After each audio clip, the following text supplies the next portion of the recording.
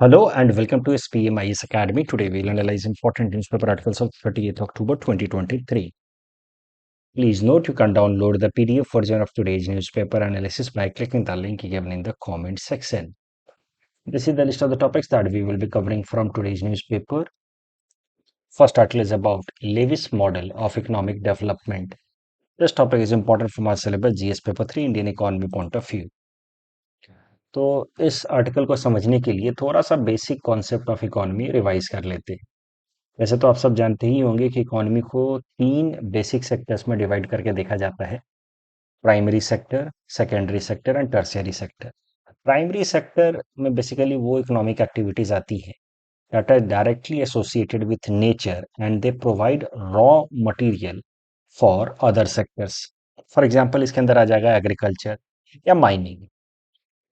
ये दोनों primary sector के अंदर कंसिडर किए जाते हैं। दे provide raw material for the other sectors like manufacturing.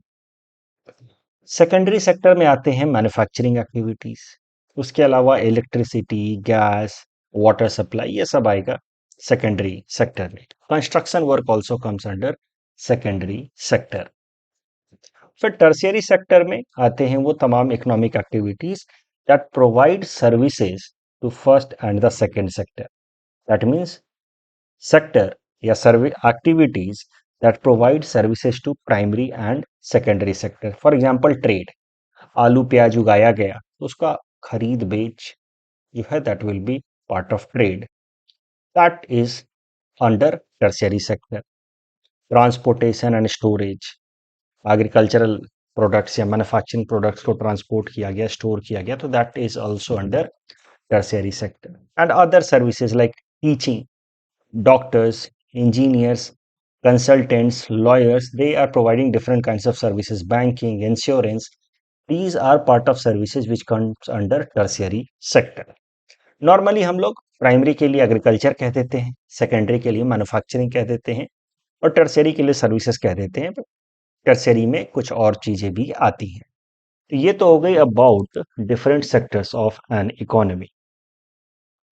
यहाँ पे इसको थोड़ा एलाबोरेट कर दिया हमने कि primary sector raw material provide करता है फॉर सेकेंडरी, जैसे कि यहाँ पे आम उगाया गया और ये आम से फिर मान लीजिए कि केचप बनाया गया, mango ketchup and all, so that will be part of secondary sector. फिर इसका स्टोर किया जा रहा है, सेल किया जा रहा है, तो that will be part of tertiary sector. अगर हमारे देश के अंदर वर्कफोर्स की बात की जाए कि कितने लोग प्राइमरी एक्टिविटीज में लगे हैं, तो about 45% of workforce is engaged in primary activities, लगभग 25% इंगेज हैं सेकेंडरी एक्टिविटीज में और लगभग 30% वर्कफोर्स इंगेज है टर्शियरी एक्टिविटीज में। तो मुद्दा यह है कि सबसे ज्यादा लोग आज भी प्राइमरी सेक्टर में इंगेज्ड हैं। अब आते हैं हम लोग इस करंट आर्टिकल पे। This current article is about Lewis model of economic development. This was given by an economist William Arthur Lewis in 1954 और इस मॉडल के लिए बाद में इनको 1979 में इकोनॉमिक्स के अंदर नोबेल प्राइज भी मिला। वैसे हम पहले ही डिस्कस कर चुके हैं कि इकोनॉमिक्स के अंदर ओरिजिनली नोबेल प्राइज होता नहीं है। रिक्स बैंक सेवरिस प्राइज को हम लोग इकोनॉमिक्स नोबेल प्राइज कहते हैं, जो उनको मिला विलियम अर्थर लेविस को 1979 में for his model of economic development. सरल भाषा में ये मॉडल क्या कहता है वो आपको इस डायग्राम से समझ आ जाएगा। तो लेविस साहब कहते हैं कि जो ट्रेडिशनल एग्रीकल्चरल सेक्टर है वहां से धीरे धीरे हमें वर्कफोर्स को, लेबर को मैन्युफैक्चरिंग सेक्टर में शिफ्ट करना चाहिए, क्योंकि एग्रीकल्चर सेक्टर में नॉर्मली अंडर डेवलप्ड इकोनॉमीज में होता क्या है कि एक सिचुएशन आ जाती है जहां पे marginal productivity of workers becomes zero. Marginal productivity of worker becomes zero के ही सिचुएशन को कहते हैं हम लोग डिसगाइज्ड अनएम्प्लॉयमेंट। मतलब एडिशनल वर्कफोर्स कोई भी प्रोडक्शन में इंक्रीमेंट नहीं दे रहा है। ये डिसगाइज्ड अनएम्प्लॉयमेंट से रिलेटेड एक प्रीलिम्स प्रैक्टिस क्वेश्चन हमने कुछ दिनों पहले सॉल्व भी किया था। I just hope you are able to make sense of this particular statement कि incremental productivity of workforce becomes zero beyond certain limit. होता क्या है कि खेती में इसका सरल तरीके से मतलब क्या है, किसी खेत में काम करने के लिए बस 2 लोग ही काफी हैं वहां पे फसल उगाने के लिए, लेकिन लगे हैं 4 लोग। तो जो एडिशनल दो लोग हैं, their labour productivity is zero, incremental productivity zero, क्योंकि उनके बिना भी वो काम हो जाता। ऐसे लोगों को हम लोग डिसगाइज अनएम्प्लॉयड भी कहते हैं। असल तौर पे दिख रहा है ऊपर ऊपर से कि वो कुछ काम कर रहे हैं, एम्प्लॉयड हैं, but originally they are unemployed, right. तो अंडर डेवलप्ड इकोनॉमीज में लिविस साहब का कहना है कि एग्रीकल्चर सेक्टर में बहुत सारे ऐसे डिसगाइज्ड अनएम्प्लॉयड लोग होते हैं। उनको धीरे धीरे थोड़ा बहुत ट्रेनिंग दे करके इस सरप्लस लेबर को अगर हम मैन्युफैक्चरिंग सेक्टर में शिफ्ट करें तो manufacturing sector will boom, and when manufacturing sector will grow then that will lead to overall increase in GDP of the economy. This is such a simple concept. ये concept दिया Levi's ने। तो Levi's का idea simple है कि the marginal productivity of labours engaged in the traditional activities are negligible or zero. So their withdrawal from farm and engagement into manufacturing will not reduce to the production of traditional sector. इसका production तो घटेगा नहीं, ये उतना ही रहेगा, but it will add to the contribution of manufacturing sector. Manufacturing sector बढ़ता रहेगा and that will lead to increase in overall production of the economy. तो यही कहा है लेविस ने, सरल भाषा में कहें तो एग्रीकल्चर से एडिशनल लेबर्स जिनका प्रोडक्टिविटी जीरो है, जो डिसगाइज्ड अनएम्प्लॉयड है, तो धीरे धीरे मैन्युफैक्चरिंग में थोड़ी बहुत स्किल डेवलपमेंट करके शिफ्ट किया जाए। इस लेविस मॉडल का आप मैनिफेस्टेशन देख सकते हैं in rise of Singapore and China's economy. Singapore और चाइना की इकोनॉमी ने 1980 से लेकर के in the beginning of 21st century लगभग 20 साल तक उन्होंने अपने एग्रीकल्चर के यानी कि प्राइमरी सेक्टर के लेबर फोर्स को उन्होंने शिफ्ट कराया है मैन्युफैक्चरिंग सेक्टर में, जिससे उनका मैन्युफैक्चरिंग सेक्टर में बूम आया है। China especially has become manufacturing hub of the world in these 2 decades from 1980 to year 2000, mainly because it had large workforce surplus. तो लार्ज वर्कफोर्स सरप्लस होने के कारण क्या है, चीप लेबर फोर्स है। That cheap labour force gave China an advantage over other economies like US, UK, Germany, Japan.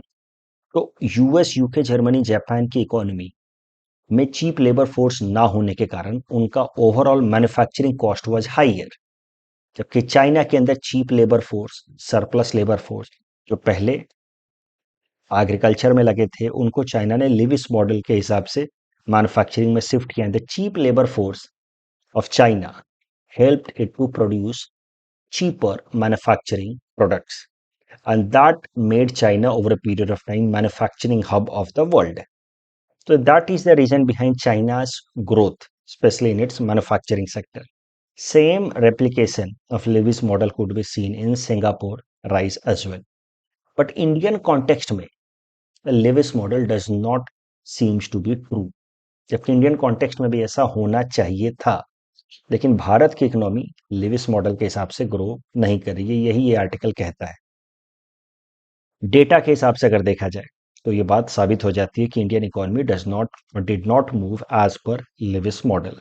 C agriculture के अंदर अगर देखिए लेबर फोर्स, तो एग्रीकल्चर के अंदर लेबर फोर्स 1993-94 में 64.6% था, ये सरकारी आंकड़े, यानी कि 93-94 तक लगभग 65% लोग जो है एग्रीकल्चर में लगे थे। वो घट करके 48-49% तक आ गया बाय 2011-12, यानी कि लगभग 16% वर्कफोर्स घटा है एग्रीकल्चर में। लेकिन उतना राइज मैन्युफैक्चरिंग में नहीं हुआ है। मैन्युफैक्चरिंग में 10% वर्कफोर्स से बढ़ करके वर्कफोर्स हुआ है 12.6%। तो मैन्युफैक्चरिंग में उतना राइज नहीं हुआ है। सी एग्रीकल्चर में वर्कफोर्स पार्टिसिपेशन या labour force participation has gone down, but manufacturing में 10% से बढ़कर के hardly it is in range of 11 to 12%। ये डेटा आपको याद रखना है। ये जो बिल्कुल पीरियोडिक लेबर फोर्स सर्वे 2017-18 का भी कर देखा जाए तो 2022-23 तक, जो 2017-18 से शुरू किया गया था, 2022-23 तक आप देखिए, इनफैक्ट पैंडेमिक के टाइम में, जो कोविड पैंडेमिक के टाइम में आप देखोगे कि मैन्युफैक्चरिंग का जो पार्टिसिपेशन है थोड़ा सा घट ही गया, 11.6 से 11.4 हो गया, और एग्रीकल्चर का वापस से बढ़ गया। तो यहाँ तो जाकर के फिर से रिवर्स ट्रेंड देखा गया as compared to Lewis model, और वो होना भी था क्योंकि लॉकडाउन के टाइम में तो फिर मैन्युफैक्चरिंग की प्रोडक्शंस कैसे बढ़ती, एग्रीकल्चर में ज़्यादा से ज़्यादा लोग वापस एम्प्लॉयड हो रहे थे। तो इंडियन इकोनॉमी डेटा से तो साबित हो गया कि it is not moving as per Lewis model. Bharat की इकोनॉमी में एग्रीकल्चर से लोग निकले, लेकिन सीधा सीधा वो गए सर्विस सेक्टर में, ना कि मैन्युफैक्चरिंग सेक्टर में। और सर्विस सेक्टर में भी लो सर्विस एक्टिविटीज में, इस तरीके की बेसिक ट्रांसपोर्ट में, छोटे मोटे trade activities, not into higher service sector. तो ये एक प्रॉब्लम देखने को हुई है इंडियन इकोनॉमी में कि manufacturing sector has remained very subdued, weak. ये मैं बेसिक इकोनॉमिक क्लास में अपने पढ़ाता भी हूँ इन द लास्ट फेज। जिन लोगों का इकोनॉमिक्स खत्म हो चुका है, they might be able to recall an idea, the concept of premature deindustrialization. I hope आपको ये बात याद आ रही होगी। जो पुराने स्टूडेंट हैं 2-3 साल पुराने, आप मुझे कमेंट सेक्शन में लिख के बताइए कि आपको याद आ रही है बात प्रीमैच्योर डीइंडस्ट्रियलाइजेशन। भारत की इकोनॉमी का कैसे 1991 के बाद से when Indian economy opened up, it witnessed a phenomena जिसको हम लोग कहते हैं premature deindustrialisation, where workforce directly jumped from primary sector to the service one, but that led to the phenomena or the problem of jobless growth. यहाँ पे मैं मान रहा हूँ कि जो बिल्कुल नए स्टूडेंट्स हैं, जिन्होंने ये कॉन्सेप्ट नहीं पढ़ा है, उनको थोड़ी कंफ्यूजन हो रही होगी कि क्या है ये फिनोमेना ऑफ प्रीमैच्योर डीइंडस्ट्रियलाइजेशन। लेकिन जिनका हो चुका है वो बताएं कि उनको याद आ रहा है कि नहीं आ रहा है। जिनको पहले ही पढ़ा है वो भी बता सकते हैं। अगर आप कहेंगे तो मैं इसको अलग से एक्सप्लेन भी कर दूंगा, द कॉन्सेप्ट ऑफ प्रीमैच्योर डीइंडस्ट्रियलाइज। तो आप बताइए। बट यहाँ पे आपको सीधा सीधा ये इंडियन इकोनॉमी का मेजर प्रॉब्लम दिख रहा होगा, the problem of premature industrialisation. Agriculture से तो वर्कफोर्स शिफ्ट हुआ है कुछ हद तक, 16% तक, लेकिन मैन्युफैक्चरिंग में उतना राइज नहीं हुआ, उतना प्रोपोर्शनेट राइज नहीं हुआ है।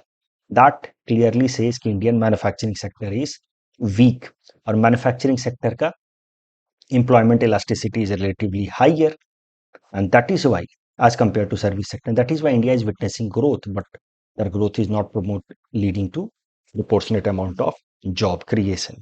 ठीक है, I understand this is slightly complex idea. जिन्होंने बिल्कुल पहली बार ये फिनोमेना सुना उनको कठिनाई हो रही होगी। फिर भी आई जस्ट होप कि this data makes an idea in your head कि Indian economy is not witnessing Lewis model of economic development. हाँ, उसमें गुजरात एक्सेप्शन माना जा सकता है कि गुजरात, अगर आप डेटा देखें तो गुजरात के अंदर मैन्युफैक्चरिंग सेक्टर के अंदर लेबर फोर्स लगभग 24% है, जो नेशनल एवरेज का 2 टाइम्स है। तो Gujarat is considered as an exception. Gujarat to some extent has shown Lewis model of economic growth. तो अब जरा ये भी देख लेते हैं कि what factors have led to deviation of Indian economy from Lewis model. क्या कारण है कि इंडियन इकोनॉमी में लिविस मॉडल के हिसाब से डेवलपमेंट नहीं हुआ है? उसके पीछे कारण है कैपिटल, यानी कि जो पूंजी कहते हैं जिससे बिजनेसेस या इंडस्ट्रीज लगते हैं मैन्युफैक्चरिंग सेक्टर के, पूंजी की कमी होना और नेचुरल रिसोर्सेज की कमी होना। देखिए, मैन्युफैक्चरिंग सेक्टर तो तब तो काम करेगा जब आपके पास प्रॉपर कैपिटल हो और उतने नेचुरल रिसोर्सेज हो। पॉपुलेशन तो ज़्यादा है, लेकिन सिर्फ पॉपुलेशन से तो मैन्युफैक्चरिंग सेक्टर नहीं हो सकता। तो lack of capital or natural resources as compared to our large population, that was one factor behind subdued manufacturing sector growth. Rise of automation या आर्टिफिशियल इंटेलिजेंस, हमारा जो मैन्युफैक्चरिंग सेक्टर की तरफ ट्रांजिशन था वो 20 साल के लगभग लेट था एज कंपेयर टू चाइना। तब तक चाइना ऑलरेडी वर्ल्ड इकोनॉमी में मैन्युफैक्चरिंग हब बन चुका था।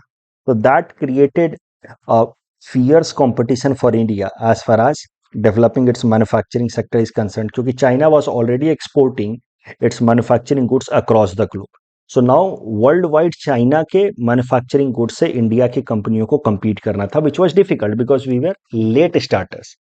और जब तक हम स्टार्ट किया हमने, तब तक automation was on the rise, artificial intelligence in recent time is also seen on the rise. और इन सब के कारण कैसा हो रहा है कि लेबर रिक्वायरमेंट कम हो रही है।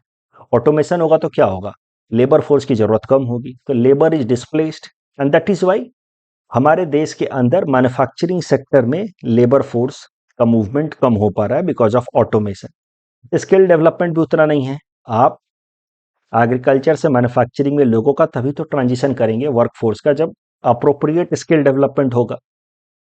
But India at 75 report produced by NITI Aayog says कि only about 5.4% of the labor force is actually skilled. Premature deindustrialization we have already seen, witnessed after 1991. Please let me know ये आपको फिनोमेना याद है कि नहीं। And diversion of low economic activities, देखिए हुआ क्या है कि एग्रीकल्चर से शिफ्ट हुआ तो है, एग्रीकल्चर में कमी तो आई है, आप देखिए 64% से घट के 48 46 तक हुआ तो है, लेकिन they are being diverse to some other low economic activities like construction and all. यहां से निकल करके, आप देखो यहां से निकल करके इसमें आ रहे हैं मेनली, तो that is not allowing manufacturing sector to boom. वहां से निकल करके कंस्ट्रक्शन में जा रहे हैं तो manufacturing sector is not booming appropriately. So these are some factors that are behind India showing some diversion from Lewis model. Conclusion में कुछ ऐसा लिख सकते हैं कि look, manufacturing is increasingly becoming capital intensive, पैसा बहुत लग रहा है उसमें, पूंजी। एंड जब कैपिटल इंटेंसिव होगा यानी कि पूंजी लगेगी तो बड़ी बड़ी फैक्ट्रियां आएंगी, तो that is leading to labour reduction या लेबर सेविंग। ये एक प्रॉब्लम है जिस कारण से Lewis model is not very appropriate these days. Capital intensive होगा तो लेबर रिडक्शन होगा। नीति आयोग क्या कर रहा है हाल फिलहाल में इस प्रॉब्लम को एड्रेस करने के लिए? एग्रीकल्चर में जब आज भी अराउंड 45% वर्क फोर्स है, तो एग्रीकल्चर के अंदर ही डाइवर्सिफिकेशन के फोकसेस कर रहे हैं हम।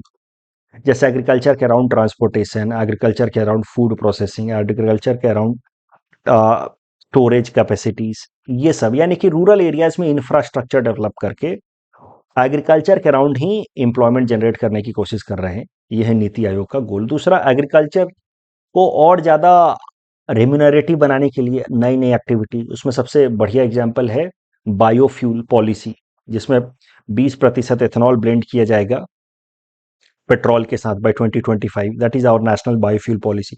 तो उस कारण से फार्मर्स को इंसेंटिवाइजेशन मिल रहा है to produce more and more starch related product like sugar cane and all, जिसको एथेनॉल प्रोडक्शन के लिए इस्तेमाल किया जाएगा, जिससे फार्मर्स की इनकम बढ़ेगी।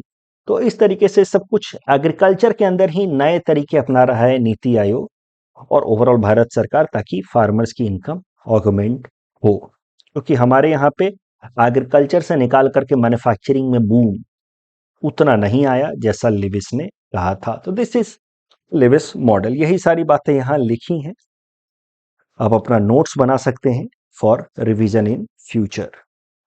इस टॉपिक के बेसिस पे प्रीलिम्स प्रैक्टिस क्वेश्चन हमने आपको दिया है और यहाँ पे एक मेंस क्वेश्चन दिया। इस मेंस क्वेश्चन में आपका कैसा फ्लो ऑफ आर्ग्यूमेंट होना चाहिए वो मैंने यहाँ हिंट्स के तौर पे लिख करके दे दिया है।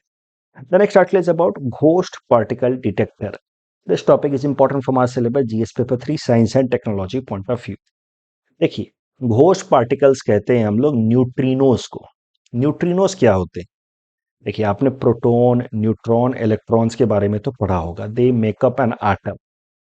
एटम्स के न्यूक्लियस पार्ट में प्रोटॉन और न्यूट्रॉन्स होते हैं, जिसका अपना मास होता है कुछ एक significant amount as compared to electron. Neutrons are chargeless neutral, but protons के ऊपर पॉजिटिव चार्ज होता है। इलेक्ट्रॉन्स का मास काफी कम होता है, but they revolve around the nucleus and they have negative charge over them. ये सब तो बेसिक बातें आप जानते ही हैं। लेकिन एक चीज होती है न्यूट्रिनोस। न्यूट्रिनोस जो होता है इलेक्ट्रॉन की तरह न्यूट्रल, या आप कह सकते हैं वेरी इनसिग्निफिकेंट मास का होता है।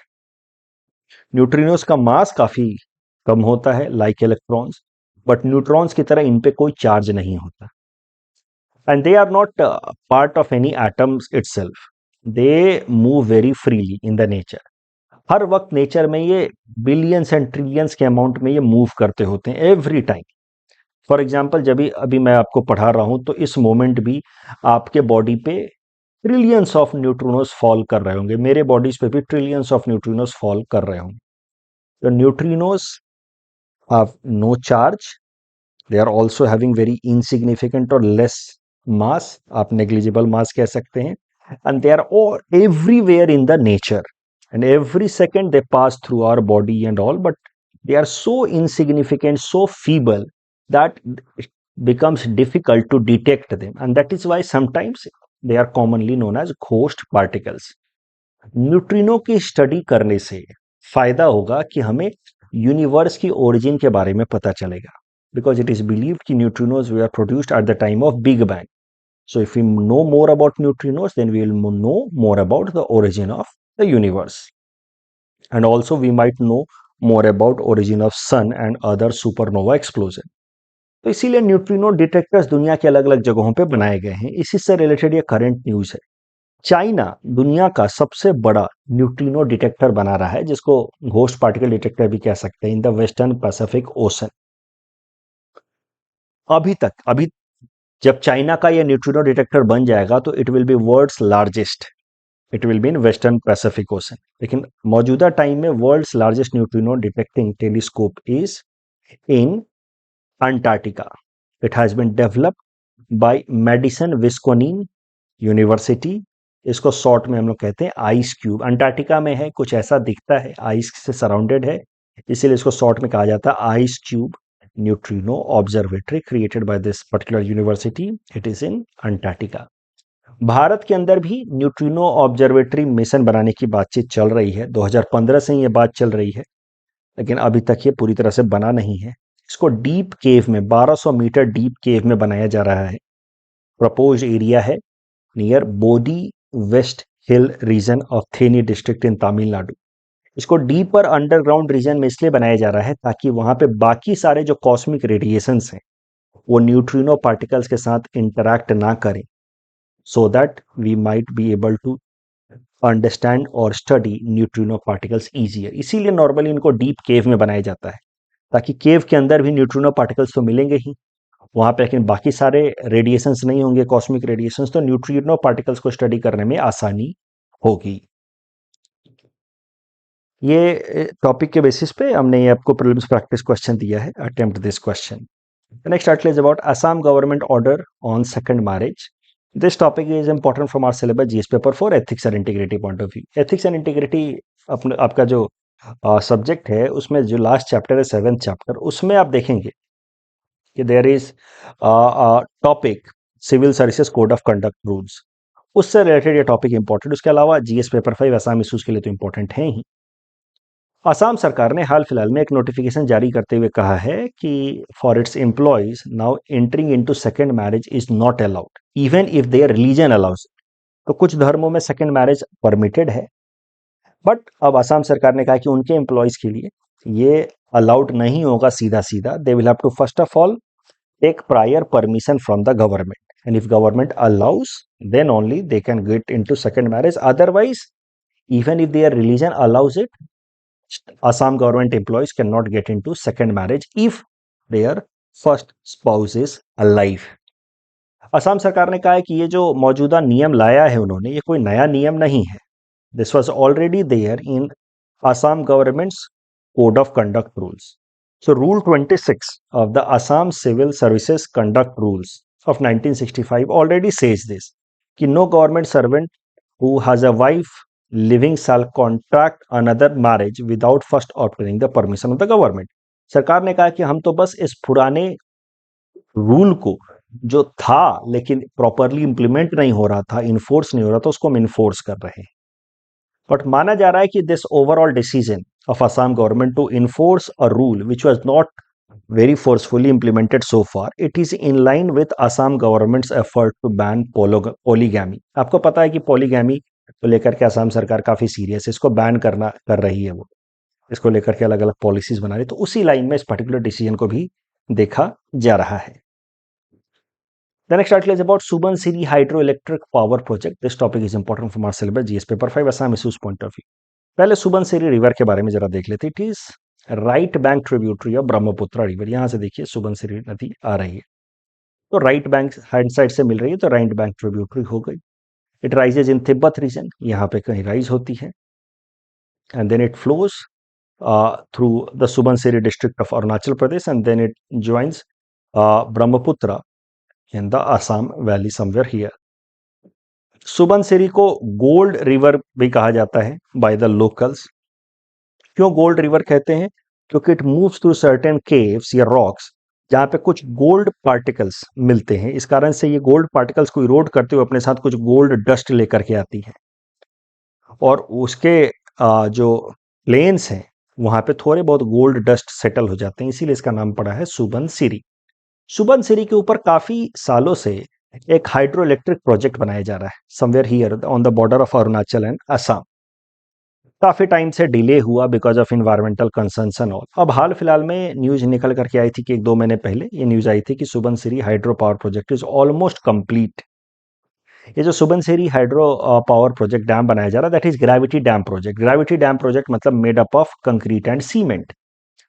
उसके विपरीत कुछ ऐसे डैम होते हैं they are made up of mud and all, but Subansiri is gravity dam project made up of concrete and cement, जिसमें वाटर को होल्ड किया जाएगा with help of a concrete cement wall and then it will be allowed to fall down because of the gravity, and that will create kinetic energy which will be converted into electrical energy. So that is the concept of gravity dam project. Subansiri hydro electric power project लगभग बनकर के तैयार हो गया था, लेकिन हाल फिलहाल में वापस से क्रिटिकल सेटबैक लगा है जो इसके इन्वायरमेंटल फिजिबिलिटी पे फिर से क्वेश्चन रेज करेगा। हुआ क्या है कि हाल फिलहाल में एक लैंडस्लाइड हुई है that has completely blocked the only functional diversion of a tunnel. इस कारण से हुआ क्या है कि जहां से उसका पानी निकलता है वहां पे लैंडस्लाइड के कारण मड इकट्ठा हो गए, जिस कारण से सुबनसिरी का फ्लो जो है लगभग लगभग पूरी तरह से ऑब्स्ट्रक्ट हो गया है। तो लोअर रीजन में सुबनसिरी सूख गई है लगभग लगभग, अपर रीजन में पानी इकट्ठा होता जा रहा है because of this obstruction that might lead to some bigger disaster अगर इसको टाइमली एड्रेस नहीं किया गया तो ये जो फाइनल स्टेज में सुबनसिरी के अंदर ये डिजास्टर आया है Subansiri hydro electric power project में, that again raises question about environmental feasibility and sustainability of this hydro electric power project. कल जो हमने आपको प्रैक्टिस क्वेश्चन दिया था जीसीसी का हिस्सा ईरान नहीं है और सैटेलाइट इंटरनेट टेक्नोलॉजी के तीनों फायदे हैं। So correct answer is option D. That's all from our side for today. Thanks for watching.